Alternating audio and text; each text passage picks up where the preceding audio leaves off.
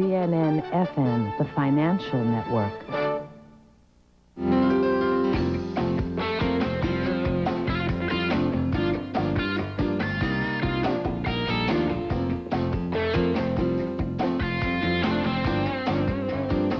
Okay, we've all heard of shoppertainment. Okay, that is Warner Brothers stores, the Disney stores, and entertainment, of course, Planet Hollywood, Hard Rock Cafe. Now, joining us from Washington, Rick Gallagher is here with something that is now being called culture-tainment. Rick, can you expand on that a little for us? Well, here's one of those concepts that you just have to accept is working.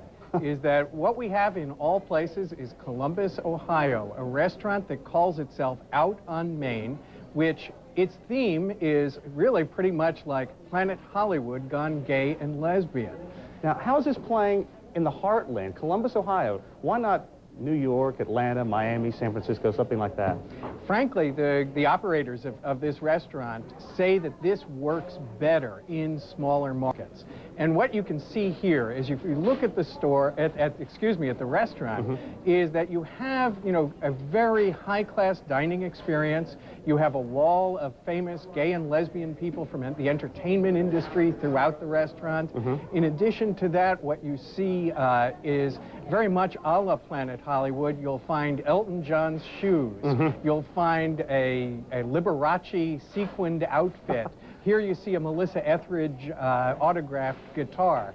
The one difference, however, here is that, much contrary to what you would think, is that the owners say that about 40% of the people who are visiting and eating in the restaurant and spending their money there are heterosexual couples. Interesting. 40 cents out of every dollar spent there comes from heterosexual couples. So one would think that this is,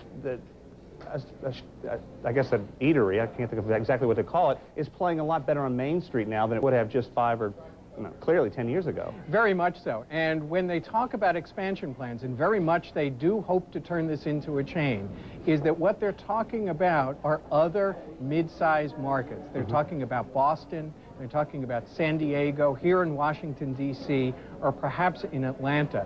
But there's one thing that I think it's important here, is that when I talked to the owners about this concept, and I called it a gay and lesbian Planet Hollywood, is that they were a little offended. Oh, really? Well, they say, why is it that people are coming into this restaurant? Is that people are coming, yes, because it has an entertaining theme, it is culturetainment, but also because, unlike, they say, Planet Hollywood or some of the other big chains, they're offering quality food of a continental cuisine. Interesting. So the food is a lot better than what you expect to find, the typical cheeseburger at Planet Hollywood, something like that. Very much so. And the local newspapers in Columbus have indeed given the restaurant 4 stars in reviews. Interesting, interesting. You have to wonder if this is just a fascination at this point, or whether it's going to be a trend that can sustain other stores in other parts of the country. Well, clearly the owners here think that they can, and what they report as proof for that is that the restaurant opened last November, and since its first week of operation, the restaurant has shown a positive cash flow. And they started with $750,000. I wonder if it was difficult to get the capital to start a store like that. Well, one of the things I do know is that they're very interested in raising capital after the first year of operation in Columbus, because they feel that they need to get that under their belt before they begin talking to outside investors to go into other markets. Okay, Rick, let's...